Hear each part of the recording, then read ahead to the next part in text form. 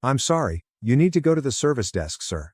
I was working at Toys R Us in the 1990s. It was Christmas Eve. Normally I worked in the electronics booth, but the lines were very long at checkout, so they asked me to work a register. It was 1 hour before the store closed, but we knew we had to work at least an extra hour after closing just to cash out the large amount of last-minute customers. Christmas Eve was the busiest day of the season. I had worked there for a few years, so I knew the drill and just embraced the holiday spirit. While cashing people out, I noticed a man in the back of the line. He was being rude to everyone around him.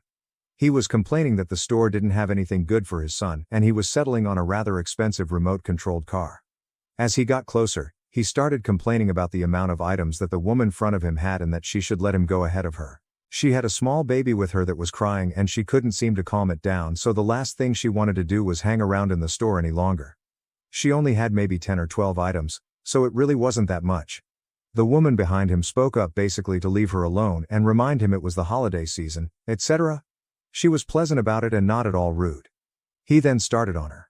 He finally reached the front of the line. He handed me his credit card and told me to hurry up and insinuated I sucked at my job because the line was so long.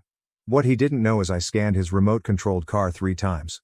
The car was a few $100s, pretty expensive by 1990s standards. As I was giving him the receipt and his credit card telling him to have a nice holiday, I noticed my mistake. I stopped him and said that I was so very sorry, and that I accidentally scanned his item multiple times.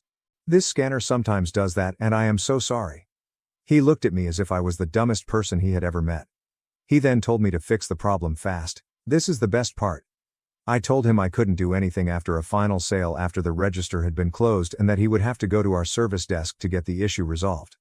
I gestured to the service desk and there were probably a dozen people in that line. The only way he could get his money was if he went and waited for a manager to handle the return. He was livid. After he finally reluctantly went to the service desk, the lady behind him in line said to me, "I feel like you did that on purpose." I advised that only a terrible person would do such a thing. As she walked out, she said, "We need more terrible people like you in this world." The next few customers expressed their approval of the situation as well. It made my day to inconvenience that guy like he did everyone around him in line.